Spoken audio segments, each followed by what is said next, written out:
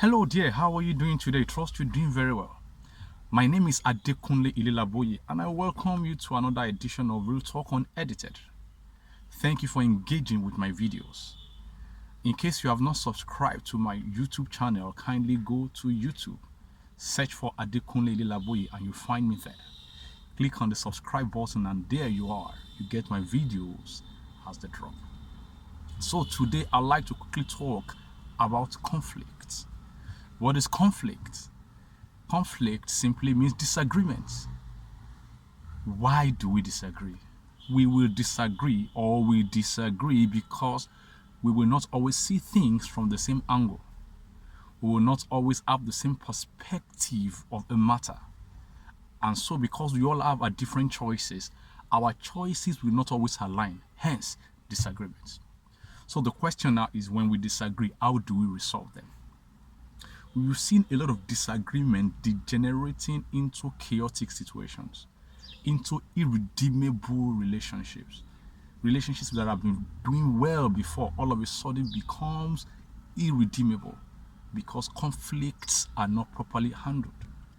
Is the conflict the problem? No. The people involved in the conflict is the problem. Now, these are the factors you need to consider for you to know that whether you'll be able to solve conflict properly or not. Number one, who do you listen to? If the person you listen to is cantankerous in nature, is very vociferous, is very garrulous, he talks anyhow, he does not care who is talking to, he just speak whatever he wants to speak and say, well, this is me, this is the way I talk. If such is the person you listen to, the likelihood of resolving matters in your relationships will be almost near to nothing. You know why? Because people like that do not pay attention to healthy relationships. They don't care whether the relationships are broken or not. They just want to speak their mind. Now, there's nothing wrong in speaking your mind, but before you speak, consider the weight of the words that are coming out of your mouth. Will this word edify the person who is going to listen to it? Will the words not be misconstrued or misunderstood? If you have that in mind, then you'll be able to take conscious effort in guiding your words properly. Number two, where do you draw your inspiration from? If the social media is the place you draw inspiration from, then trust me, your ability to resolve conflict is almost non-existent. You know why? The social media is the truest place to find fakeness. Virtually everything on social media is fake. And so on social media, you see somebody who may not have eaten that day, broke shaming somebody who is able to feed him for the whole month. It is a leveler. If social media is where you get your inspiration from, the internet is where you get your inspiration from, then I am sorry. Rather than solving conflict, you bring more harm to yourself.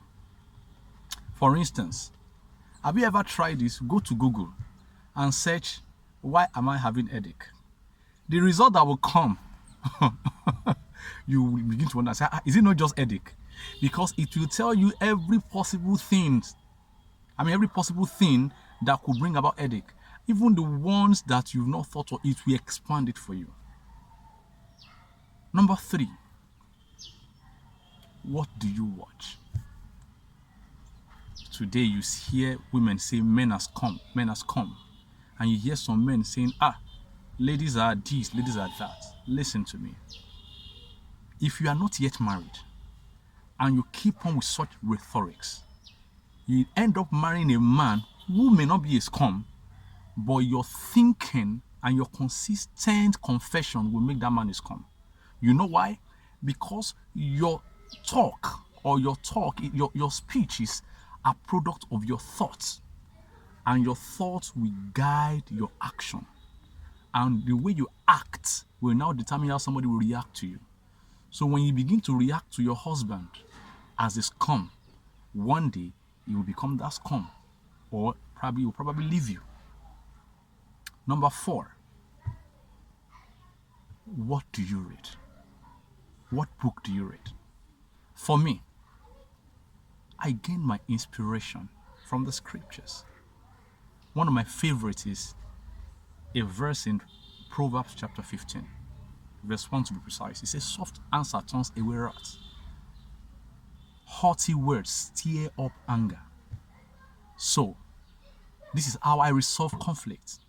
Whenever there are reasons for disagreement, I go back to that word and I ask myself, these words I want to speak, will it stir anger?